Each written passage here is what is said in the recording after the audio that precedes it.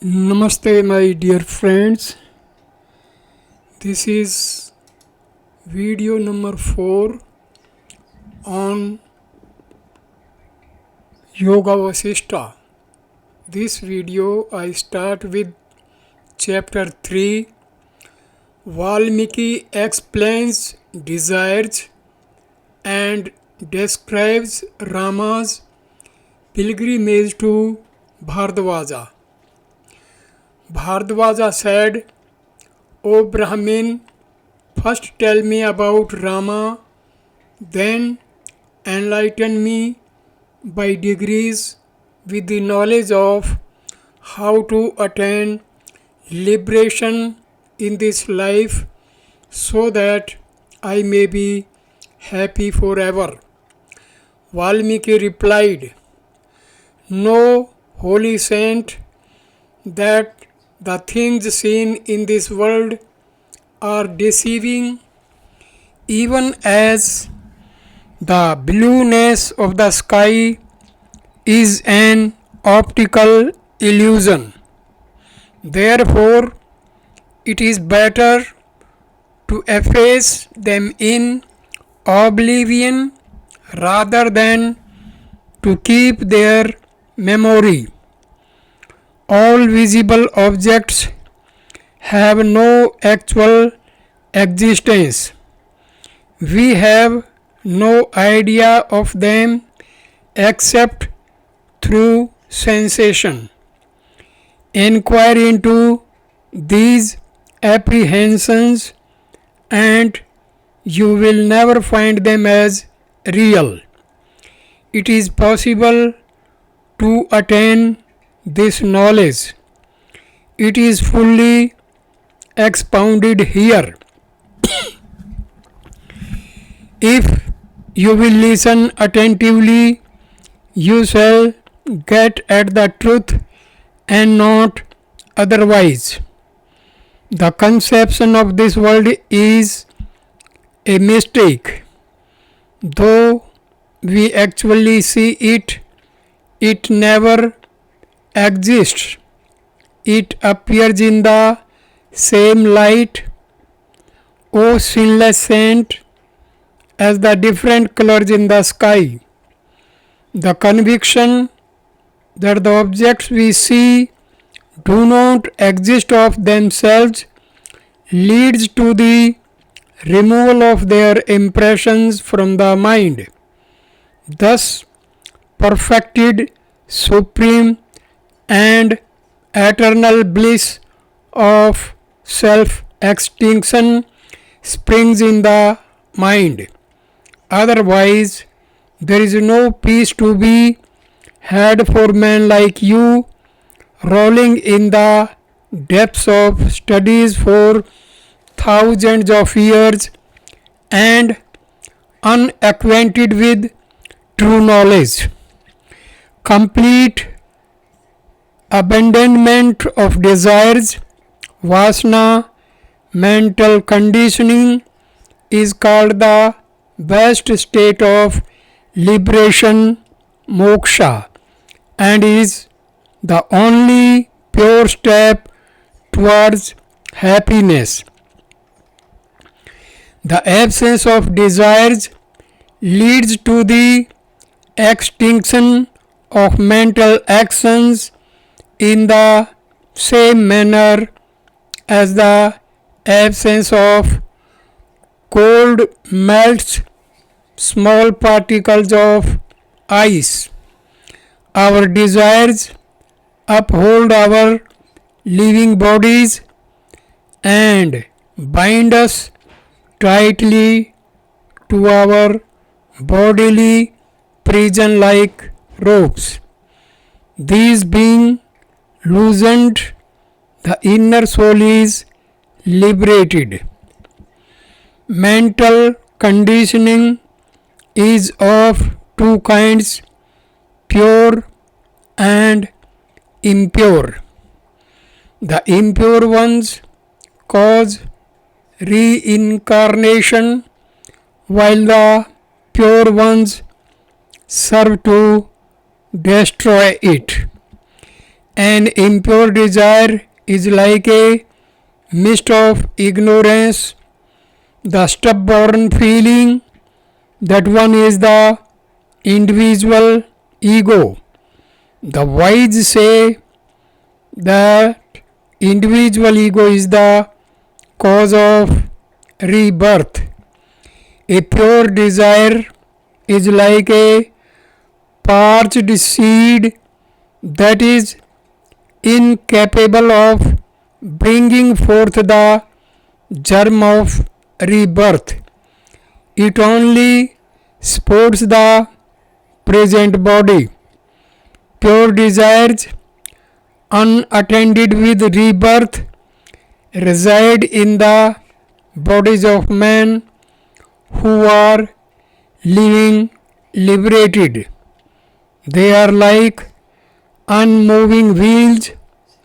Those who have pure desires and are not liable for rebirth, they are said to be knowing in all things that ought to be known.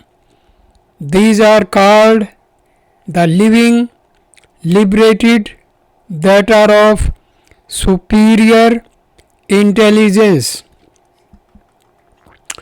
It will explain to you how the high-minded Rama attained the state of liberation in life.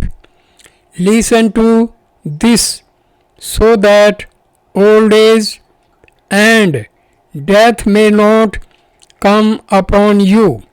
Hear, O highly intelligent Bharadwaja, the auspicious course and conduct of Rama's life, whereby you will be able to understand everything at all times.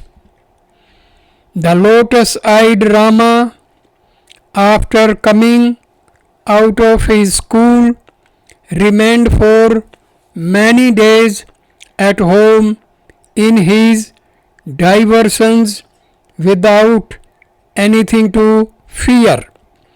In the course of time, he took the reins of the government, and his people enjoyed all the bliss that absence of grief and disease could impart. At one time, Rama's mind, virtuous as he was, became anxious to see the different places of pilgrimage, cities and hermitages. So, with this view, Rama approached his father's feet. He touched the nails of his toes like a swan lays hold of lotus buds. O my father, he said, my mind desires to see the different places of pilgrimage, temples of gods, forests and homes of men. My Lord, grant me this petition, as there is no petitioner of yours on earth whom you did ever dishonor. Thus, solicited by Rama, the king consulted with Vashistha, and after much reflection granted him the first request that Rama ever made. On a day of lucky stars, Rama set out on his journey with his two brothers Lakshman and Shatrugna. Having his body adorned with auspicious marks, and having received the blessings pronounced on him by the priests.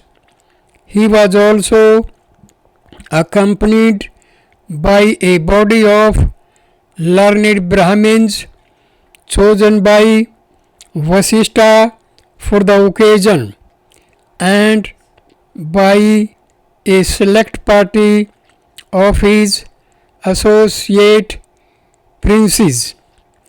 He started from home on his pilgrimage after he received the blessings and embraces of his mothers. As he went out of his city, the citizens welcomed him with the sounds of trumpets, while the bee-like fickle eyes of the city ladies were fixed upon his lotus-like face. The beautiful hands of village women threw handfuls of fried paddy rice on his body, making him appear like the Himalayas covered with snow. He dismissed the Brahmins with honor and went on hearing the blessings of the people. He took a good look at the landscape around him, then proceeded towards the forest. After making his holy ablutions and performing his asceticism and meditation tapas, he continued distributing alms as he started from his palace and gradually passed the limits of Kosala. He travelled and saw many rivers and their banks, visiting the shrines of gods, sacred forests and deserts, hills, seas and their shores, far and remote from where man lived.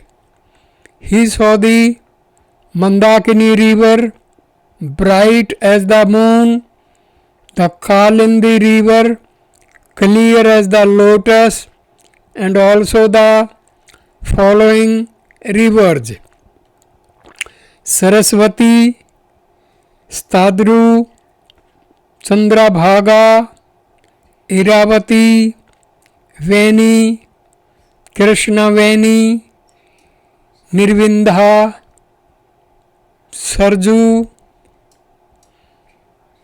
Charmanvati, Vitasta, Vipasha and Bahudaka.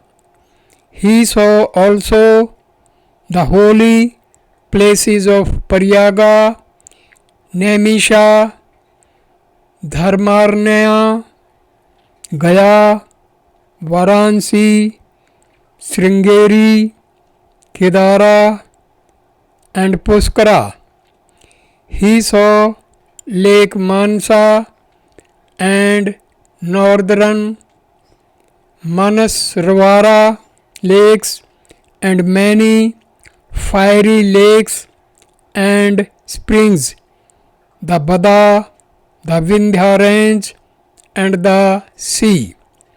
He saw the fiery pool of Jwalamukhi, the great shrine of Jagannatha, the fountain of Indradumna and many other reservoirs, rivers and lakes.